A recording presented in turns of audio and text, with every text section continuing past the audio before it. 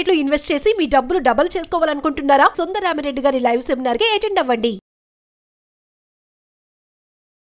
Hi viewers, India's largest digital media network Suman టీవీకి స్వాగతం. ప్రస్తుతం మనతో ఉన్నారండి ఒక సైకాలజిస్ట్ శ్రావ్య గారు అని, వైజాగ్ నుంచి. నేను తనది ఇన్స్టాలో రీల్స్ చూశానండి, చాలా చక్కగా చెప్తారనమాట. సో నాకు అప్పుడు అనిపించింది బోల్డ్ అనే టాపిక్స్ శ్రావ్య గారితో చెయ్యొచ్చు అని చెప్పి నేను ఇన్స్టాలో పాపం మెసేజ్ చేసిన వెంటనే రిప్లై ఇచ్చారు. సో అలా అలా కాంటాక్ట్లోకి వచ్చేసారు. ఈరోజు మన ముందుకు వచ్చారు. బోల్డ్ అనే టాపిక్స్ మనం సైకలాజికల్ పరంగా శ్రావ్య గారిని అడిగి తెలుసుకుందాం.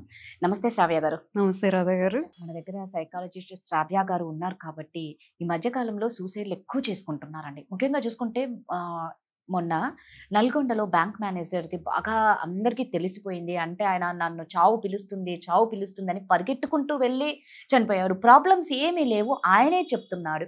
నా భార్యతో ప్రాబ్లం లేదు, నా పిల్లలతో ప్రాబ్లం లేదు, ఫైనాన్షియల్గా ప్రాబ్లం లేదు, బట్ ఎందుకు చావు పిలుస్తుంది? సైకలాజికల్గా వీళ్ళు ఎందుకు ఇలా ఉంటున్నారో ఒకసారి శ్రావ్యాన్ని అడిగి తెలుసుకుందాం. సో శ్రావ్య గారు, సూసైడ్కి రకరకాల కారణాలు ఉంటాయి. అవునండి. అప్పులు ఎక్కువ చేసి, బెట్టింగ్ యాప్స్ లో పెట్టేసి, లేకపోతే భార్య సతాయిస్తుంది, భర్త సతాయిస్తున్నాడు, రకరకాలుగా. ఇది మాత్రం చాలా విచిత్రంగా ఉందండి. చావు నన్ను పిలుస్తుందని వెళ్ళి అన్యాయంగా అంత 36 years ఆయనకు అంతే, ఆ బ్యాంక్ మేనేజర్ కి. నిజంగా ఏంటి చావు అనేది నిజంగా పిలుస్తుందా? అంత పరిగెట్టుకుంటూ వెళ్తారా? అవతల చనిపోతేనే మనకు దడబుడుతుంది.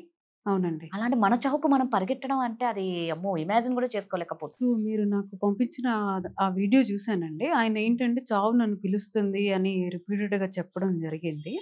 ఇదేంటంటే టిపికల్ సూసైడ్ ఐడియేషన్ అండి.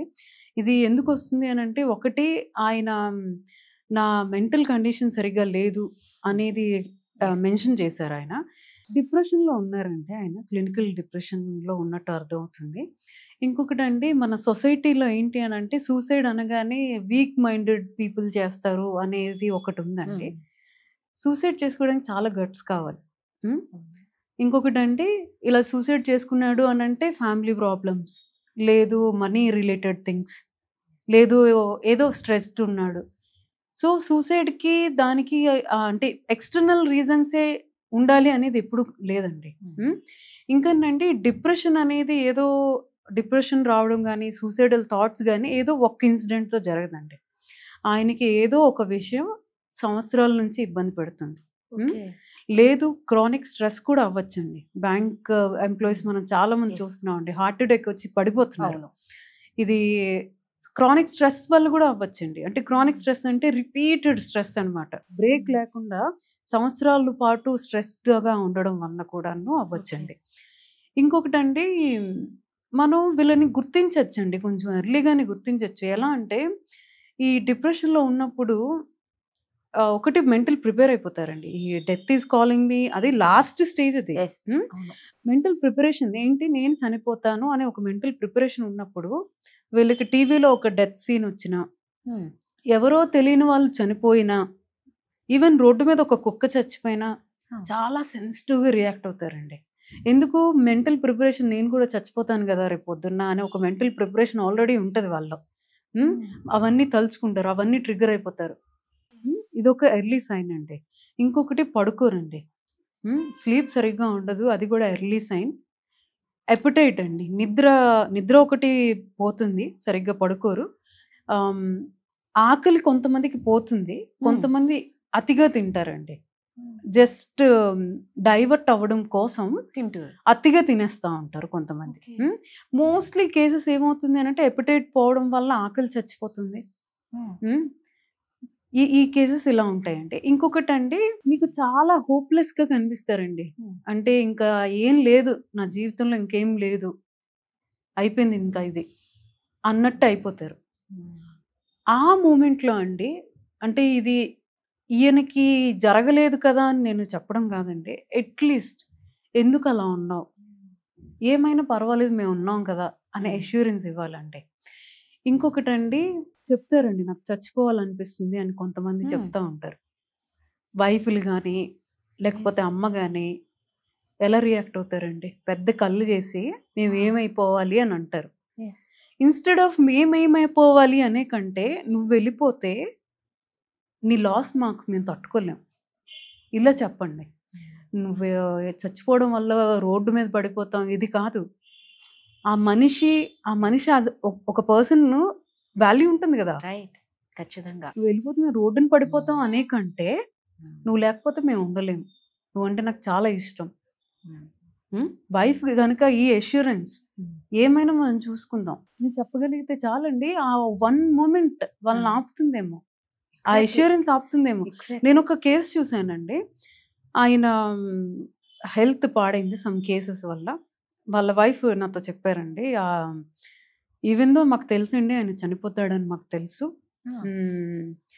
కానీ ఏదో కోల్పోయినట్టు ఉంటున్నాడు. నా బ్రదర్ వచ్చి ఏం భయపడకు, అక్కని నేను చూసుకుంటా, పిల్లల్ని నేను చూసుకుంటా అనేటప్పటికి ఆ రోజు ఆయన చాలా ప్రశాంతంగా ఉన్నాడు. నెక్స్ట్ డే మార్నింగ్ చనిపోయారు ఆయన. జస్ట్ ఒక అష్యూరెన్స్ ఒక మనిషిని ఎంతలా మారుస్తుందో చూడండి. ఏం లేదండి, మాటలు జస్ట్ మేము ఉన్నాం అని చెప్పండి చాలు. నిజంగా మీరు అన్నది 100% కరెక్ట్ అండి. ఏదొచ్చినా మనం తట్టుకుంటాం, ఇద్దరం కలిసి ప్రాబ్లమ్ సాల్వ్ చేసుకుని చెప్పే ధైర్యం. బట్ ఇంట్లో వాళ్ళకి అర్థం అవుతుంది అంటారా? అంటే వీళ్ళ సింటమ్స్ ఇంట్లో వాళ్ళు అదే అండి, ఈ అలా డల్ గా ఉన్నప్పుడు ఏమైపోతుంది, జడ్జిమెంట్ ఫాస్ట్ చేయకూడదండి. ఒకటి ఆ కండిషన్ అర్థం చేసుకోవాలి. ఒక మనిషి కొద్ది రోజుల నుండి నిద్ర లేదు, చాలా ఏదో కోల్పోయినట్టు ఉంటున్నాడు, ఫుడ్ సరిగ్గా తినట్లేదు, చచ్చిపోదాం అనే సిగ్నల్స్ ఇచ్చాడేమో ఇంట్లో. ఈ కేసు అని కాదండి, నేను మామూలుగా చెప్తున్నా. అలా ఇచ్చినప్పుడు మన సైడ్ నుండి రియాక్షన్ షాక్ అవ్వకూడదండి. ఆ మనిషి ఎందుకు అంతలా అయిపోయాడు, చచ్చిపోదాం అనుకునేంత డెసిషన్. ఇప్పుడు ఫ్యామిలీ ఇమీడియట్ గా మేమేమైనా చేసేస్తున్నామా అని ఇమీడియట్ గా వాళ్ళ మీద తీసేసుకుంటారండి. లేకపోతే మేమేం తక్కువ చేసేస్తున్నాం, లేకపోతే మా నుంచి ఏదైనా తక్కువ జరుగుతుందా అనేది కాకుండా, అతను ఒక ఇండివిజువల్ పర్సన్ గా ఆయనకి కొన్ని సైకలాజికల్ ప్రాబ్లమ్స్ కానీ, ఆయనకి కొన్ని స్ట్రెస్ కానీ, ఆయనకి ఏదో ఒకటి ఉంటుంది కదా అండి. ఇన్స్టెడ్ ఆఫ్ మన ఆడవాళ్ళ రియాక్షన్ మనకి తెలిసిందే అండి. ఇమీడియట్ గా పెద్ద కళ్ళు చేసి అలాగేలాగా ఆ ఆలోచన ఏంటి, మేము రోడ్డు మీద పడిపోతాం, ఇన్స్టెడ్ ఆఫ్ రోడ్డు మీద పడిపోతాం అనే కంటే ఆ మనిషి పోతే ఎంత లాసో అనేది చెప్పగలగాలండి. రైట్, అది ఇంపార్టెంట్. మీరు చనిపోతే మేము రోడ్డు పడిపోతాము, లేకపోతే పిల్లల్ని ఎలా చూస్తారు, ఇవి కాదు. ఆ మనిషి ఒక వాల్యూ ఉంటది కదా, డబ్బులే కాదు కదా, ఆ మనిషికి ఒక వాల్యూ ఉంటుంది కదా, అది మాట్లాడాలి. కరెక్ట్ గా చెప్పారండి. నాకు తెలిసి ఇలాంటి వాళ్ళు ఒంటరిగా ఎక్కువగా ఉంటారేమో అనిపిస్తుందండి. ఆ ఒంటరితనం కూడా ఇంట్లో అర్థం చేసుకోకపోవడం వల్లనండి, ఇంట్లో జడ్జిమెంట్ ఇవ్వడం వలన కానీ, ఇంట్లో సరిగ్గా అర్థం చేసుకోకపోవడం వల్ల కానీ. దీనికండి నన్ను అడిగితే ఈ ఆఫీసుల్లో కానీ, లేకపోతే ఈ ఐటీ కంపెనీస్, బ్యాంక్స్ లో కానీ మంత్లీ ఒక్కసారైనా ఈ కౌన్సిలింగ్ సెషన్స్ పెట్టడం కానీ, లేదు ఇవి అవి ఆఫీస్ కంపెనీలే చేయక్కర్లేదండి. ఇప్పుడు లైక్ ఫర్ ఎగ్జాంపుల్ మీరు ఒక డాక్టర్ దగ్గరికి వెళ్ళి కన్సల్ట్ అవ్వక్కర్లే. మెంటల్ హెల్త్ అనేటప్పుడు మీరు మాకు జస్ట్ ఒక కాల్ చేసినా సరిపోతుంది కదా. ఒక్క మాట, ఒక్క అష్యూరెన్స్ మిమ్మల్ని చనిపోకుండా ఆగేలాంటి డెసిషన్ ఆపొచ్చు కదండి. Right, correct. ఆ అష్యూరెన్స్ మా నుంచి రావచ్చేమో, మీరు ఎప్పటి నుంచో వినలేని మాటలు మేము ఇస్తామేమో. నిజమే, ఎందుకంటే కొన్నిసార్లు మనం ఇంట్లో వాళ్ళని చెప్తే విననప్పుడు ఇలాంటి వాళ్ళు ఉన్నారు కాబట్టి ఒక్కసారి డాక్టర్లను, సైకాలజిస్ట్లను కలిస్తే మాత్రం మీరు అన్నట్టు ఒక్క కాల్తో ఒక లైఫ్ని ఇవ్వచ్చు. ఒక జీవితాన్ని చెప్పలేము, బతుకుతారేమో, వాళ్ళకి ఆలోచన పోతుందేమో, బట్ మనమంటూ ప్రయత్నించాలి కదా. సో నిజంగా అండి, శ్రావ్య గారు చెప్పినట్లు సింటమ్స్ అనేది ఖచ్చితంగా ఉంటాయి సూసైడ్ చేసుకునే వాళ్ళ దగ్గర నుంచి. అది మనం అబ్జర్వ్ చేయాలి. తను అన్నట్టు డబ్బు కోసం కాదు, రోడ్డున పడిపోతా ఇది కాదు, నువ్వు లేకపోతే నేను ఉండలేను అన్నది వాళ్ళకి ఎప్పుడైతే మనం చెప్తామో, మీరు అన్నట్టు నిజంగా నాకు అదే అనిపిస్తుంది. కళ్ళు నీరు వచ్చే చూసాను. యా, రియల్లీ ఇది చాలా ఎమోషనల్ అనుకుంటాం. కానీ అంటే ఏమైపోతుందంటే అన్నీ ఉన్న వాళ్ళకి ప్రాణం విలువ తెలీదు శ్రావ్య గారు. హెల్త్ ఉండి, డబ్బులుండి, ఎప్పుడైతే ఇవి మైనస్ అయితే చూడండి, హెల్త్ లేని వాళ్ళు బతకాలని ఆరాట పడుతూ ఉంటారు. దేవుడు అన్నీ ఇచ్చిన వాళ్ళు బతకండ్రా బాబోయ్.